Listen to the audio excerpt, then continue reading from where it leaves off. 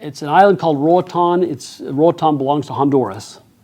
And we were there as part of we were given support to a dental group that goes down and gives free dental care every 2 years.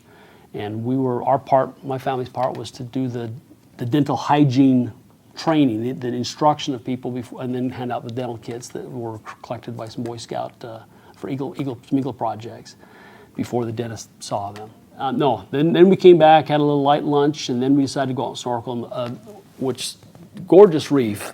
Where we were at, we were on the very western tip of Roatan Island, and the resort had its own kind of little private little bay, just a gorgeous little bay. And we'd snorkeled before. 2 years ago we'd done that, but we'd always kind of swam out, but there was a shallow spot where the coral is very close to the surface, and if you're not careful, you can scrape up your knees on that old coral. Right.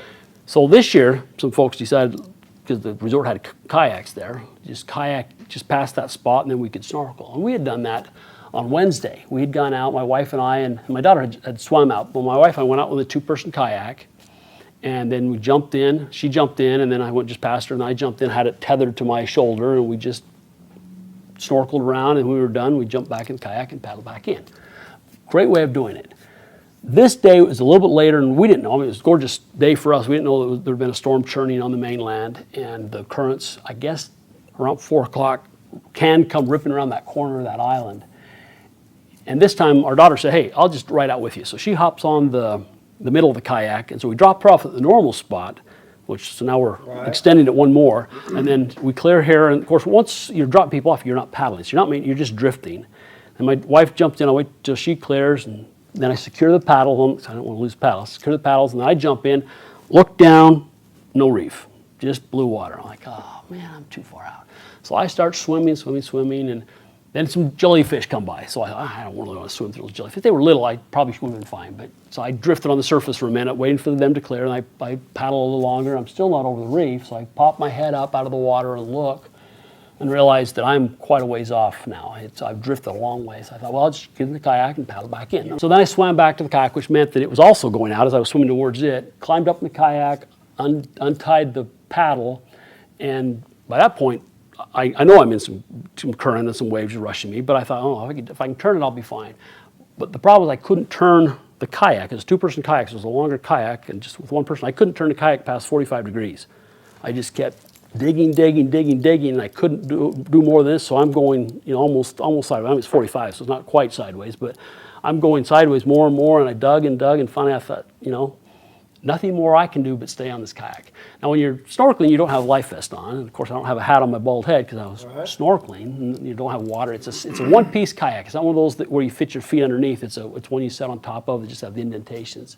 But I figured that they would tell the resort and they would send a motorboat straight down the current. That's what I thought. They would just go straight down the current. Instead, some of the people in the group, they got a water taxi. They started searching all around, but nobody was out as far as the current was taking me. Nobody really realized how strong the current was until they called it into the rescue group, and by then it was too late.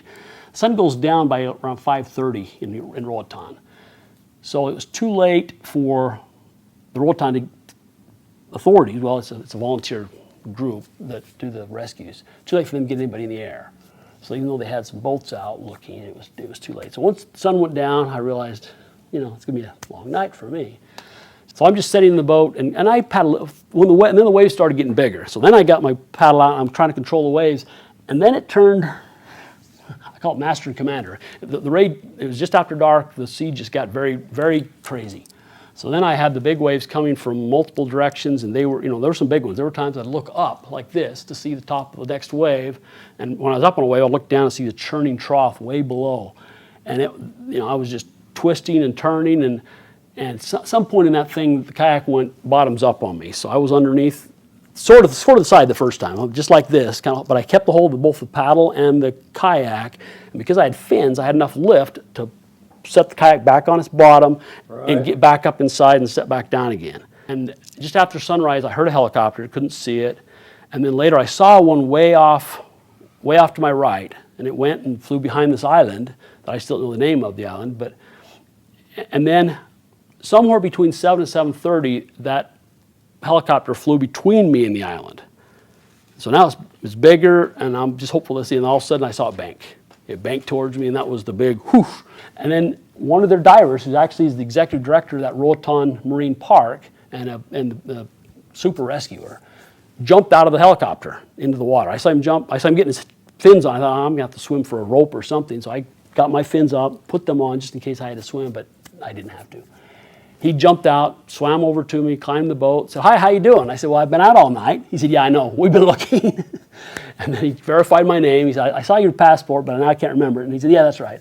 And then he introduced himself as Jocko. At one point in the night, I was remembering that when my sons were getting ready to leave homes, I've shared this with other youth too, I would say, when you get into rough times, remember that the rough times make the best stories later, and they'll help you get through it. So I thought, and I laughed out loud and said, "I hope I get to tell this story."